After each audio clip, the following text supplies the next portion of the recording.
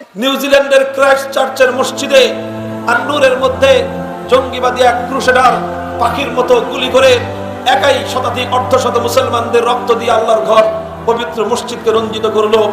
সেই ঘটনার রক্তের দাগ শুকিয়ে যাওয়ার আগেই আফ্রিকার মালিতে আরেক জঙ্গিবাদী খ্রিস্টান ক্রুসেডার সে বোমা মেরে গুলি করে 134 জন মুসলমানকে নির্মমভাবে শহীদ করে দিল।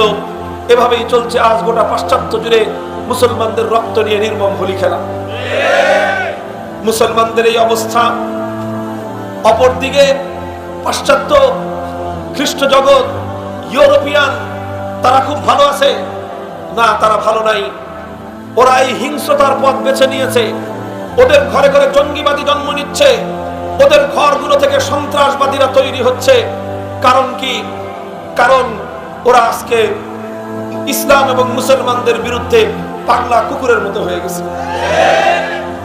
ওরা উন্মাদ হয়ে গেছে।